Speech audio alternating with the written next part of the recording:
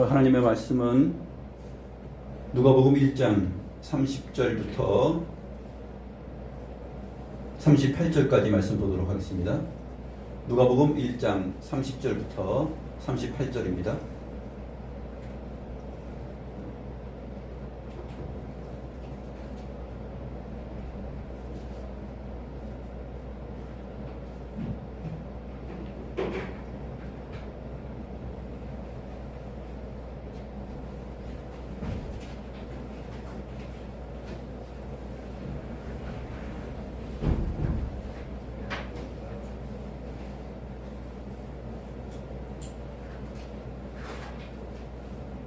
하나님의 말씀은 누가복음 1장 30절부터 38절 말씀입니다.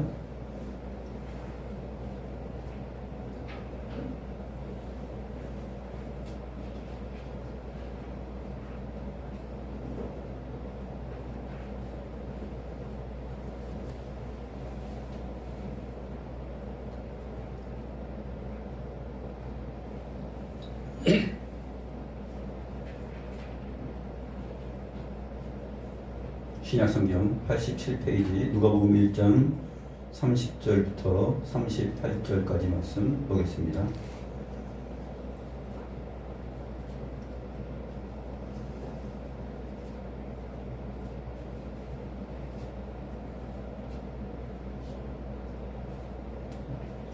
제가 하나님의 말씀을 받들어 읽겠습니다.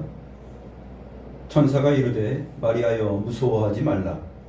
내가 하나님께 은혜를 입었느니라. 보라, 내가 잉태하여 아들을 낳으리니 그 이름을 예수라 하라. 그가 큰 자가 되고 지극히 높으신 이의 아들이라 일컬어질 것이요 주 하나님께서 그 조상 다윗의 왕위를 그에게 주시리니 영원히 야곱의 집을 왕으로 다스리실 것이며 그 나라가 무궁하리라. 마리아가 천사에게 말하되 나는 남자를 알지 못하니 어찌 이 일이 있으리이까? 천사가 대답하여 이르되 성령이 내게 임하시고 지극히 높으신 이의 능력이 너를 덮으시리니 이러므로 나실 바 거룩한 이는 하나님의 아들이라 일컬어질지리라. 보라, 내 친족 엘리사벳도 늙어서 아들을 배었느니라. 본래 임신하지 못한다고 알려진 이가 이미 6달이 되었나니 대저 하나님의 모든 말씀은 능하지 못하심이 없느니라. 마리아가 이르되 주의 여정이오니 말씀대로 내게 이루어지이다 하매 천사가 떠나가니라.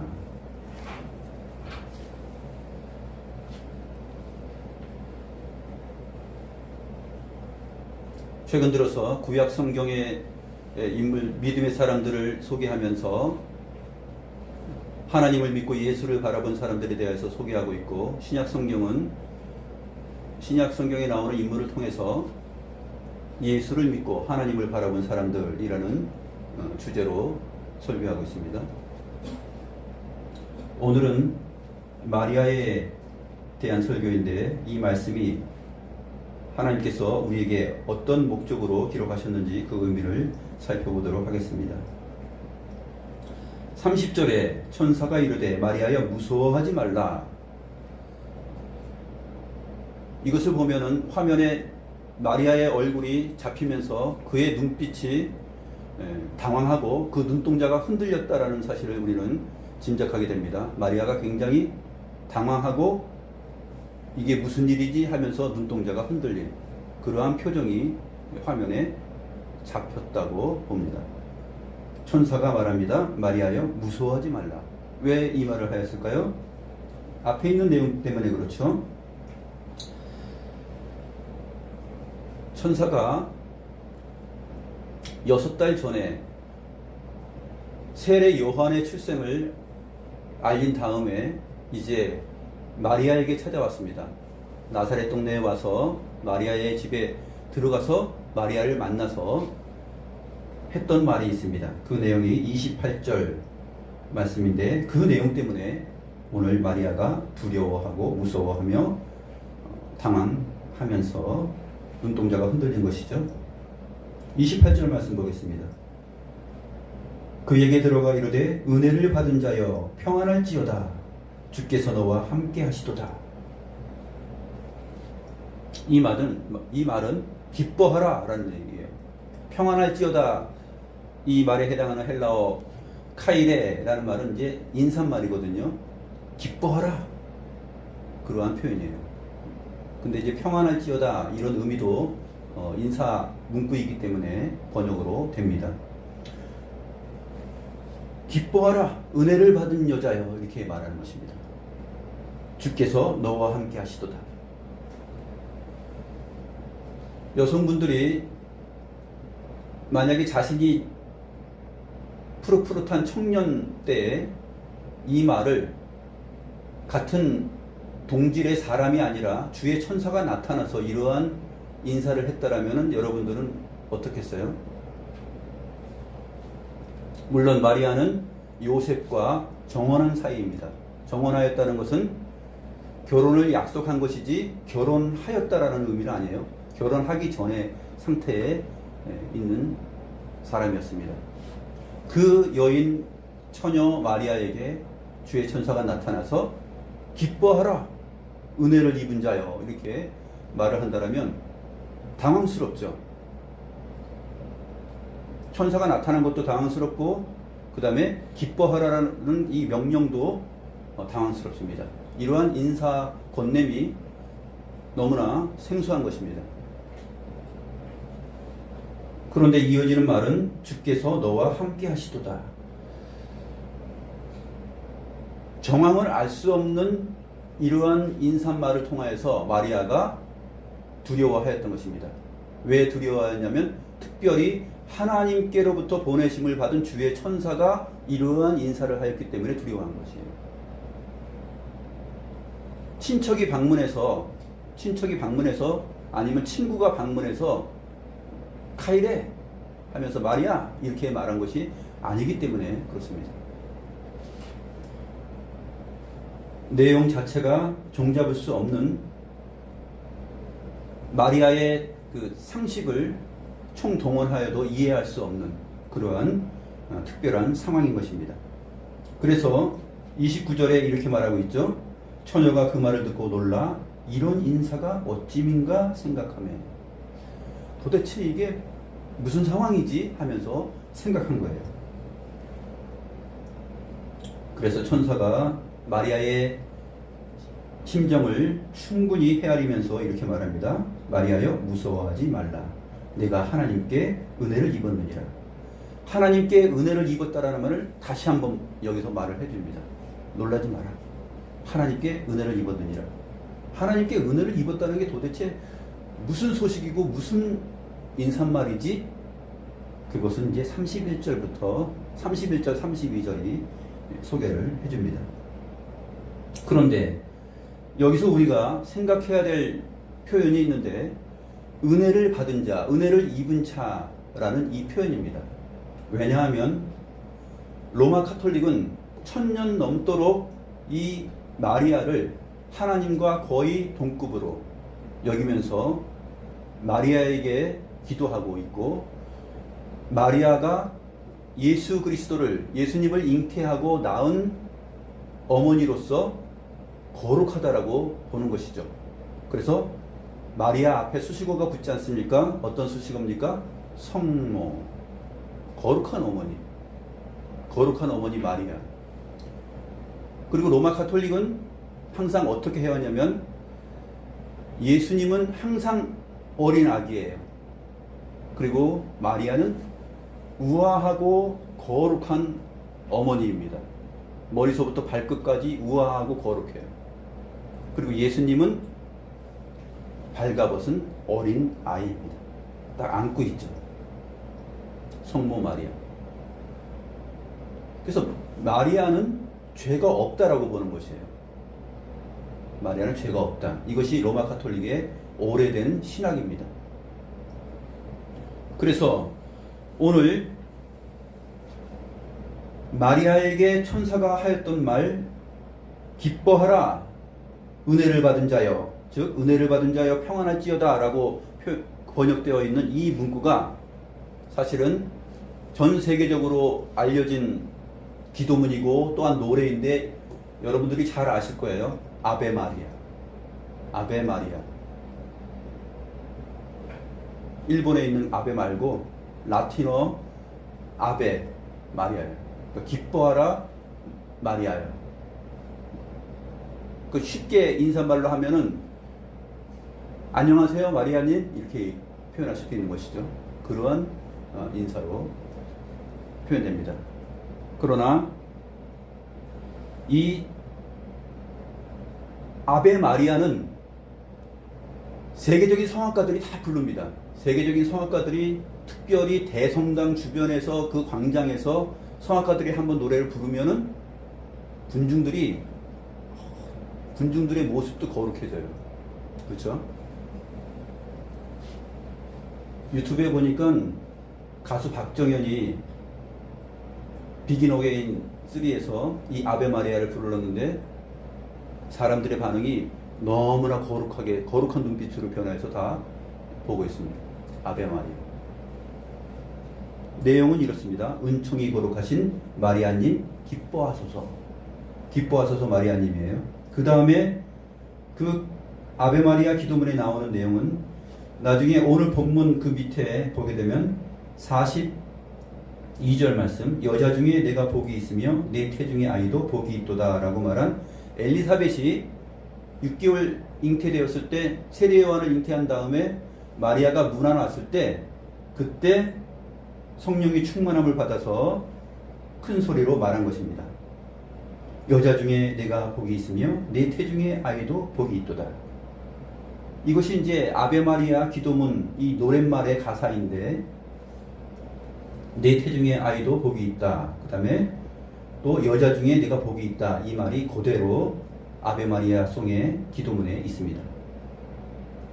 제일 심각한 것은 마지막 부분이에요. 마지막 내용에 천주의 성모 마리아님 이제와 저희 죽을 때에 저희 죄인을 위하여 빌어주소서. 지금 우리들의 삶 속에서 그리고 앞으로 우리가 죽을 때에 마리아님께서 우리의 죄를 위하여서 기도해 주시고 빌어 주시옵소서. 그러면 어떻게 된다는 얘기입니까? 우리의 죄가 용서함을 받고 우리가 구원받는다는 얘기죠. 아베 마리아의 그 아름다운 곡, 그것은 기도문인데 라틴어로 된 기도문인데 마지막 부분이 이렇게 심각합니다.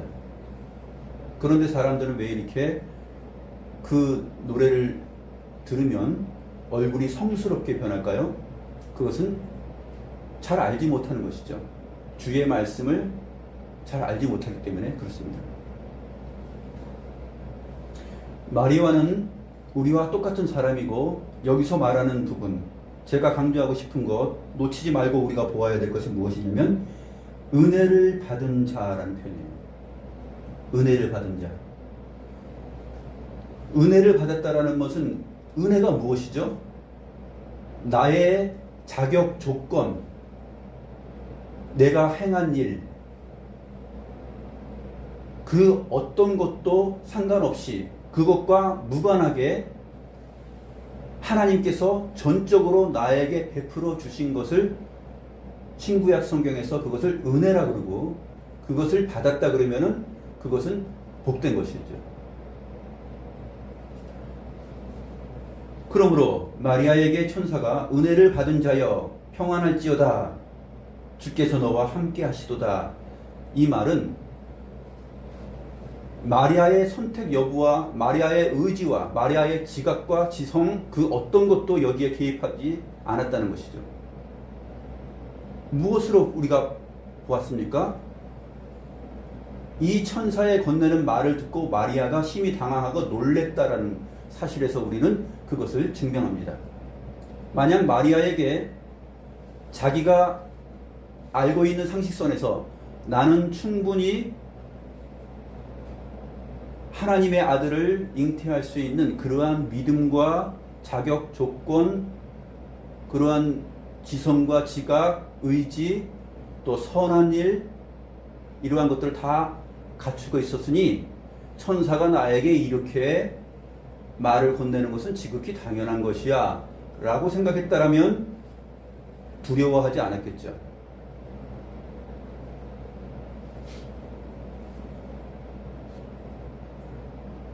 그럼에도 불구하고 로마 가톨릭과 개신교, 기독교가 가장 크게 차이 나는 부분 중에 하나인 이 마리아를 신격화하고 높이는, 그리고 또 이 주술적인 기도문을 하는데, 이 아베 마리아 기도문은 강단에 서는 자가 서기 전에 이것을 외우고 그 다음에 서서 그 다음에 성령께서 우리 무리들과 함께 하시기를 원한다는 그러한 기도를 해요.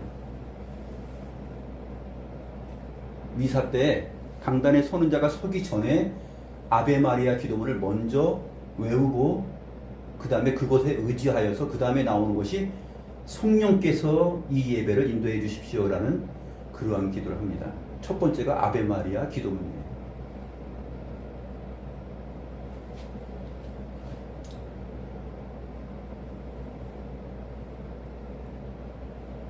마리아는 하나님께 어떤 은혜를 입었을까요? 은혜를 입은 것입니다. 31절 말씀 봅니다. 보라, 내가 잉태하여 아들을 낳으리니 그 이름을 예수라 하라. 마태복음 1장 21절에서는 예수라는 그 단어, 구약 성경에서는 이제 여호수아인데 신약에서는 이제 예수 이렇게 번역이 되는데 구원자라는 뜻이죠. 그것을 잘 풀어서 마태복음 1장 21절에서 이렇게 말합니다. 그가 자기 백성을 그들의 죄로부터 구원할 자이다 라고 정확하게 설명을 해줘요. 그런 의미에서 그 이름을 예수라 하라 라고 오늘 본문이 말하고 있습니다. 32절도 봅니다. 하나님께 은혜를 입었다라는 그 표현을 지금 하고 있는 중이에요. 32절, 그가 큰 자가 되고 지극히 높으신 이의 아들이라 일컬어질 것이요 주 하나님께서 그 조상 다윗의 왕위를 그에게 주시리니. 지극히 높으신 이의 아들이다. 이 지극히 높으신 이의 아들이라는 말은 누구의 아들이라는 뜻이냐면 하나님의 아들이라는 뜻이에요. 하나님의 아들. 예수님께서 바리새인들이 뒤따라가고 추종하고 뒤따라가면서 도대체 예수가 무슨 일을 하고 있을까라고 이렇게 흠을 잡으려고 뒤따라가고 있을 때 예수님께서 많은 기적들을 행하십니다. 안식일 날 또 병자들을 고치니까 바리새인과 서기관들이 얘기하죠. 안식일에 이러한 일을 하는 것이 옳지 않다. 그렇게 말씀하시니까 예수님께서 뭐라고 대답합니까? 내 아버지께서 일하시니 나도 일한다. 이렇게 말을 해요. 내 아버지께서 일하시니 나도 일한다. 그 말을 듣고 예수님의 입에서 나온 그 내 아버지라는 말은 하나님을 말하는 것인데 하나님을 가리켜서 나의 아버지라고 말하는 것은 있을 수 없는 일이에요. 유대인들이 이것 때문에 예수님을 결국 쳐서 죽입니다. 신성모독이라고 해서. 왜냐하면 그 뒤에 설명이 어떻게 나오죠? 이가 하나님을 자기 아버지라고 하여서 자기 자신을 하나님과 동등하게 여겼다라고 유대인들이 말합니다. 그러니까 유대인들 그 신앙 속에 있는 내 아버지, 그 하나님 아버지라는 말은 하나님을 향해서 나의 아버지라고 말하는 것, 그리고 하나님의 아들의 관계는 이거는 동격이에요. 이미 구약 성경으로부터 쭉 시편 2편 7절의 내용이 대표적인 내용인데 내가 오늘 너를 낳았다라는 것. 하나님에게 있어서 오늘은 영원하신 하나님에게 있어서 오늘은 언제예요? 하나님은 시간과 공간이 있기 전에 하나님 자신이 계셨죠. 특별히 삼위일체로서 계셨습니다. 성부, 성자, 성령으로. 그렇기 때문에 모든 피조물, 모든 것들이 있기 전에 하나님만 계신 거예요. 누군가 무엇이 존재하려면 공간도 있어야 되죠. 또 시간도 있어야 되죠. 있었다는 것은. 그러나 시간도 공간도 없을 때 하나님께서 계신 것이에요. 그 하나님의 아들이란 뜻입니다. 지극히 높으신 이의 아들이라 일컬어질 것이요. 이 지극히 높으신 이의 아들이라 일컬어질 것이요 라는 것은 시제가 미래 시제로 되어 있어요. 헬라어에. 그래서 옛날에 교부 중에 오리겐이라는 사람은 그래, 이 미래 시제를 보니까 문법적으로 볼 때 하나님의 아들이 되는 것은 그 이전에는 하나님의 아들이 아닌데 마리아의 몸에서 태어나서부터 그때부터 이제 하나님의 아들로 되는 것이다 라고 그렇게 오리겐이라는 교부가 해석을 했었어요. 이 해석이 맞을까요? 틀릴까요? 전체 성경에 비춰서 보게 되면 예수 그리스도 하나님의 아들 성자는 태초부터 하나님과 함께 계셨던 분이죠. 요한복음 17장이 창세전에 내가 아버지와 함께 가졌던 영화로서 라는 말, 또 요한복음 1장에 태초에 말씀이 계시니라, 이 말씀이 곧 하나님과 함께 계셨으며 이 말씀이 모든 피조물들을 창조하였다라는 그러한 증거들, 성경의 수많은 내용들을 통해서 하나님의 아들, 지극히 높으신 이의 아들이라는 말은 하나님이시라는 뜻이에요. 그러니까 마리아에게 보라 내가 잉태하여 아들을 낳으리니 예수라 하고, 예수는 자기 백성을 그들의 죄로부터 구원할 자인데 죄가 있는 자로서 구원할 수 없죠. 오직 하나님처럼 거룩하신 분만이 구원할 수 있어요. 그런데 인간의 죄이기 때문에, 타락한 인간의 죄이기 때문에 인간 중에서 죄 없는 인간이 있어야 돼요. 그 모든 조건을, 신성과 인성의 그 거룩한 죄 없는 조건을 완성하시고 자격을 갖추신 분이 누구냐면 예수 그리스도예요. 그러니까 그 이름을 예수라 하라 라는 말이 나오는 것이고, 지극히 높으신 이의 아들이라 일컬어질 것이요. 이 일컬어질 것이요 라는 말은 이제는 그렇게 아멘할 것이다 라는 얘기예요. 아, 그렇지, 구약성경 내내 그렇게 말씀해왔던 창세기 3장 15절에서 여자의 후손이 뱀의 머리를 밟을 것이다 라는 그 여자의 후손으로서 오신 분, 아, 그분 하나님의 아들 맞구나. 구약의 모든 선지자들이 말씀하셨던 그 하나님의 아들, 그것으로서 증명되고 확고해질 것이다 라는 말이 바로 이 미래 시제예요. 일컬어질 것이다. 그때 가서 비로소, 그전에는 하나님의 아들이 아닌데 그때 비로소 하나님의 아들이 되는 것이다, 될 것이다, 그런 의미가 아니라는 것이죠.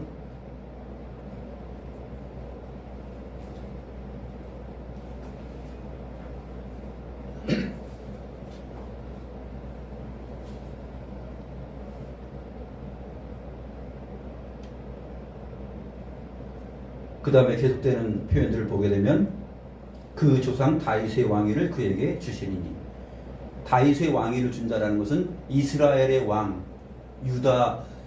유대인의 왕이라는 그 영광과 명예를 그에게 돌린다는 얘기예요. 다윗의 왕위를 그에게 주리라. 그래서 예수님께서 십자가에 죽으셨을 때 그 죄패에다 썼잖아요. 유대인의 왕이다라고. 이스라엘의 임금, 이스라엘의 왕으로 오시는 예수님을 일컫는 표현입니다. 그래서 그가 오시면 영원히 야곱의 집을 왕으로 다스리실 것이고 그의 나라가 무궁할 것이다. 영원 무궁할 것이다. 이게 무엇이냐면 하나님께 은혜를 입었다라는 말의 의미예요. 이러한 분이 이제 네 몸에 잉태되어서 나실 것이다, 그런 뜻이죠. 마태복음에서는 정확하게 표현합니다. 성령으로 잉태되었다라고 표현을 하죠.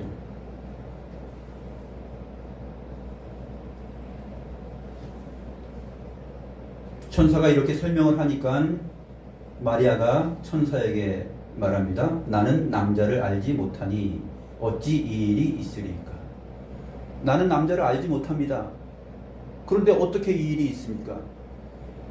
이 남자를 알다라는 것은 이제 히브리어에서부터 오는 건데, 히브리어라라는 뜻은, 알다라는 것은 경험하는 거예요. 남자를 경험하고 같이 살고 그래서 아는 거예요. 그런데 지금 결혼하지 않은 처녀이기 때문에 남자를 알지 못한다는 것은, 나는 지금 결혼하지 않고 아직 처녀로서 있는 중인데 내가 어떻게 내 몸에 이러한 일이 있겠습니까? 라고 말하는 질문입니다. 이것은 앞에서 요한의 아버지 사가랴가 보였던 그러한 의심하고는 틀려요. 엘리사벳과 사가랴가 나이 많이 늙었습니다. 그래서 엘리사벳이 늙었기 때문에 자식을 갖지 못한다고 성경이 기록하고 있었죠. 이 앞의 내용에서 6개월 전에 그때 주의 천사가 나타나서 너 아들을 주겠다. 아들을 낳으면 이름을 요한이라 하라 그랬어요. 그랬을 때 아유 그게 무슨 일입니까? 우리가 다 늙었는데 어떻게 자식을 낳을 수 있어요? 라고 그런 말을 하자 사가랴의 혀가 굳어버렸죠. 요한이 태어나서 서판에다가 그 요한이라는 이름을 쓰기 전까지 10개월 동안 혀가 굳어서 말을 못합니다. 그런데 마리아는 똑같이 지금 사가랴하고 비슷한 상황이에요. 나는 남자를 알지 못하니 어찌 이 일이 있습니까? 이 의심의 표현이잖아요. 그런데 마리아의 혀는 굳지 않습니다. 세례 요한의 출생을 말했을 때 사가랴가 보인 반응에서 사가랴의 혀가 성전에서 굳어져 버렸는데 오늘 이 마리아는 구원자 예수 그리스도의 나심을 잉태를 알리는 소개를 하였을 때 그것을 믿지 못하면 그것을 의심하였다면 더 큰 의심이죠. 그럼 혀가 굳고 눈이 멀든지 뭐 그래야 되잖아요. 아니면 손발을 쓸 수 없든지. 그런데 그렇지 않습니다. 그렇지 않아요. 그러므로 마리아가 나는 남자를 알지 못하니 어찌 이 일이 있겠습니까? 라는 이 말은 겸손과 경탄의 표현이에요. 내가 남자를 알지 못하는데 어떻게 잉태, 이 상식적으로 이해 안 되는 이 잉태가 내 몸에서 있을 수 있겠습니까? 그것에 대해서 궁금합니다라고 물어보는 거예요. 더 알려주세요. 더 설명해 주세요. 라는 그런 의미예요. 이거는. 더 설명해 주세요. 앞에서 말한 이 내용 31절과 32절 33절까지의 내용으로 이 내용으로 충분하지 않아요. 더 알려주세요. 알고 싶어요. 라는 그러한 자세. 그래서 35절에서 천사가 더 알려줍니다. 성령이 내게 임하시고 지극히 높으신 이의 능력이 너를 덮으면 이 일이 일어난다는 거예요.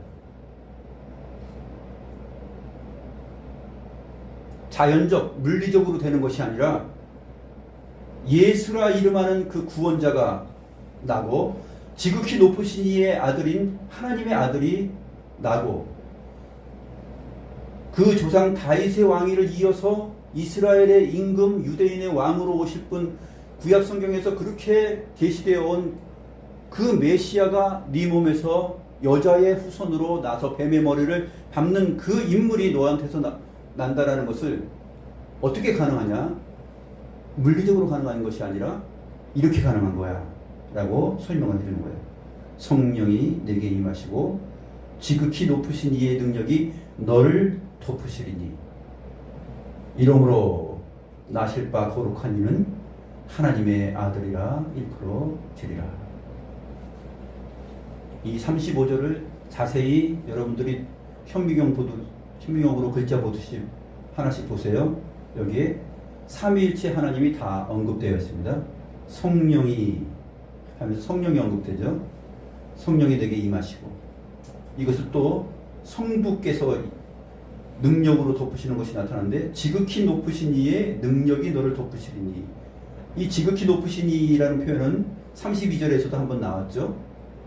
지극히 높으신 이의 아들. 그래서 이 지극히 높으신 이라는 이 문구의 표현은 성부를 가리켜요. 아버지 하나님. 성부의 능력이 너를 덮으시리니. 너를 덮는다는 것은 무슨 뜻이냐면은 이 단어는 마치 어떤 단어와 같냐면 예수님의 세 제자가 변화산에서 예수님의 용모가 변화되었을 때 그때 찬란한 구름이 그 제자들을 덮었다 했을 때 그 덮었다라는 의미예요. 구름이 완전히 은혜로 덮어서 하나님의 나라를 미리 본 것과 같은 그러한 상황이에요. 그러니까 지극히 높으신 이의 능력이 너를 덮으리니.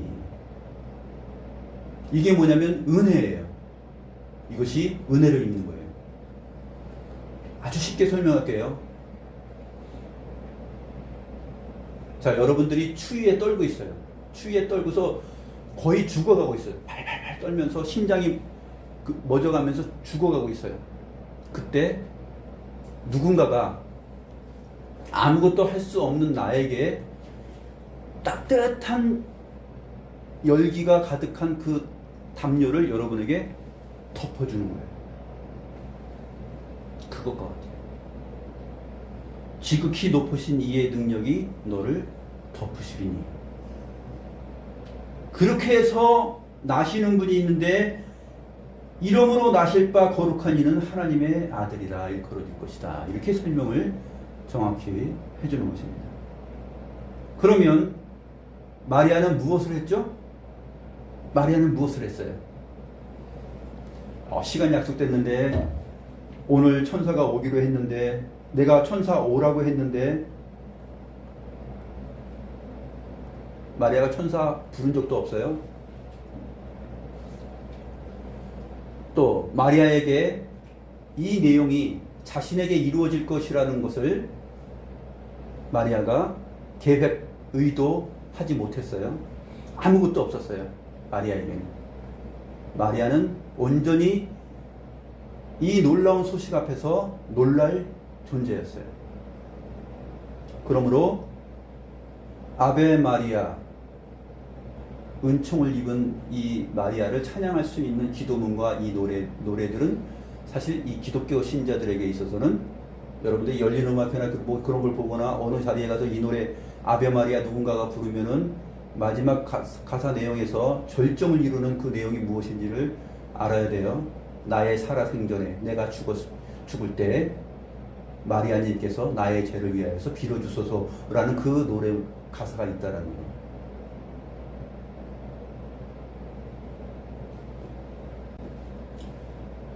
우리나라 가수도 김승덕 씨라고 아베 마리아 송을 불렀는데 명동 성당에서 이제 연인이 헤어졌어요.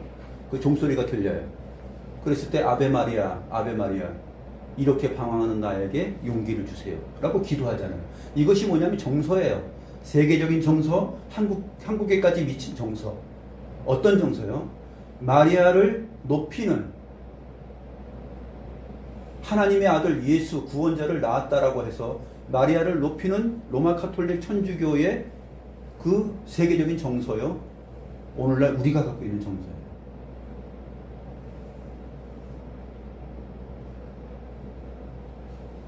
나의 죄를 용서해 주기를 위해서 빌어주기를 원하고, 또 내가 슬픔에 잠기고 방황할 때 용기를 달라고 기도하는 대상 맞습니까? 아니에요.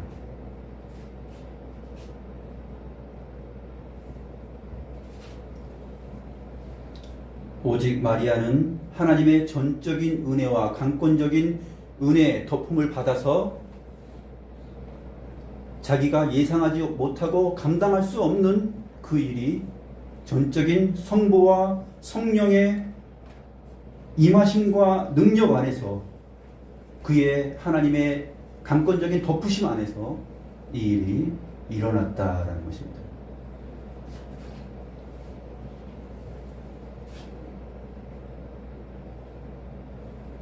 그래서 36절을 보면 또 한 가지의 친절한 예를 설명해 줍니다. 그래서 사실은 이 세례 요한의 탄생이 이 앞에 언급되는 것이에요. 보라, 내 친족 엘리사벳도 늙어서 아들을 배었느니라. 본래 임신하지 못한다고 알려진 이가 이미 6달이 되었나니 대저 하나님의 모든 말씀은 능하지 못하심이 없느니라. 하나님의 모든 말씀으로 지금 이루어지고 있는 거예요. 하나님이 말씀하시면 이루어지는 것이에요.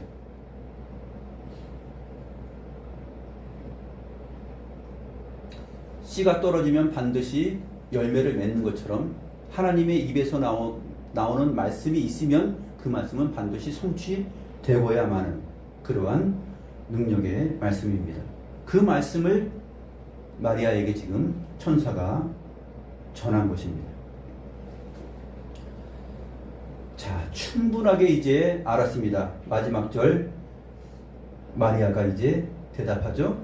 38절에 마리아가 이르되 주의 여정이오니 말씀대로 내게 이루어지이다. 하나님의 모든 말씀은 능하지 못하심이 없다라는 이 말을 듣고 마리아는 말합니다. 주의 여정이오니. 여정은 뭐예요? 주의 여정. 만약에 이 퀴리오스, 주님, 지체 높은 분의 여정이 있다면 여정은 뭐예요? 시키는 대로 하는 거죠. 명령하고 하라 그러면 하는. 그러므로 주의 여정이오니라는 이 표현을, 성경의 기록을 우리는 마리아를 볼 때 놓치지 말고 봐야 됩니다. 마리아가 위대한 것이 뭐 있을까요? 하나님의 백성으로 신실하게 살았던 것은 맞죠. 그러나 이 모든 것들을, 예수 그리스도를 자기가 원하고 자기의 능력과 기질과 지성과 미모와 그 어떤 것으로 실력으로 잉태할 수 있는 조건이 마리아에게 있습니까? 없죠. 그래서 주의 여정이에요. 주께서 말씀하시면 그 말씀하신 대로 이루어질 뿐입니다 라고 고백을 합니다. 그렇게 고백을 하고 나니까 천사가 떠납니다. 자, 천사의 임무 완수.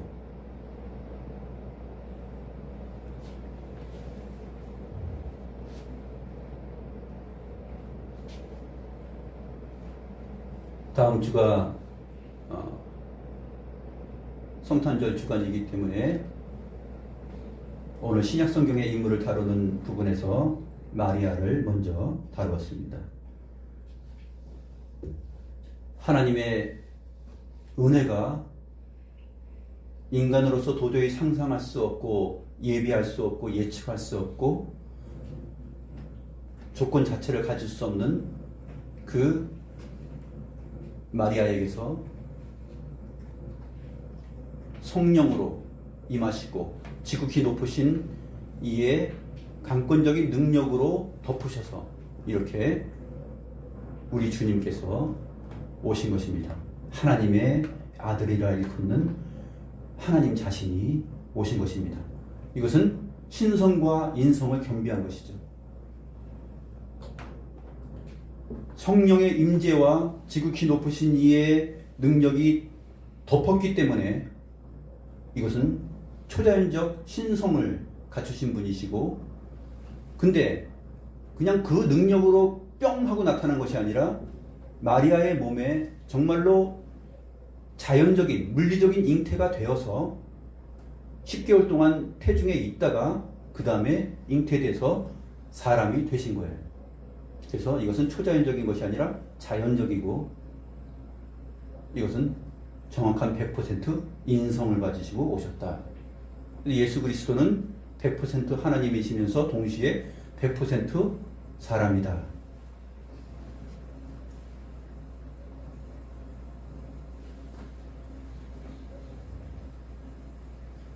하나님이시면서 동시에 사람으로 오신 그 주님을 우리가 다음 주에 성경의 기록을 따라서 살펴보도록 하겠습니다. 기도하겠습니다.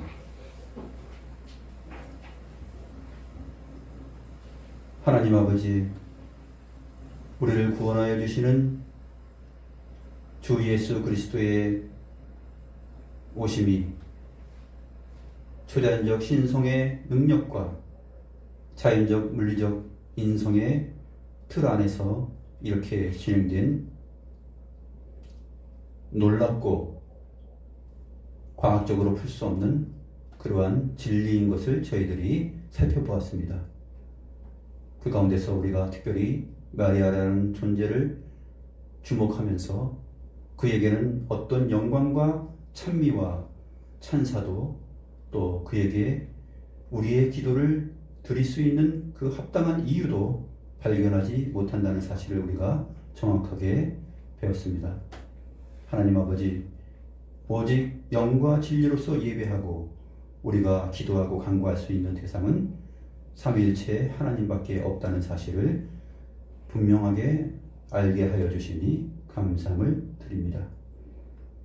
그 어떤 성인도, 성자도, 성모도 하나님의 자리에 동급으로 설 수 없다는 사실을 저희가 분명히 하면서 하나님의 거룩한 능력이 어떻게 우리에게 진행되고 덮여졌는지를 저희가 살펴보았습니다. 하나님, 우리가 하나님을 믿는 건 역시도 하나님의 전적인 은혜요, 하나님께서 우리에게 은혜로 덮으신 까닭입니다. 우리가 무엇을 행한 거나 우리의 의지가 있기 전에 우리 주 하나님께서 먼저 우리를 알고 우리에게 전적으로 은혜를 베푸시고 덮으시고 우리에게 임재하신 것임을 저희들이 분명히 성경적으로 고백하면서 감사를 드립니다. 오직 하나님께만 영광을 돌리며 감사의 내용과 마음으로 살아가는 신실한 주의 백성들 되게 하여 주옵소서. 감사함을 드렸고 살아계신 우리 구주 예수 그리스도의 이름으로 기도드리옵나이다. 아멘.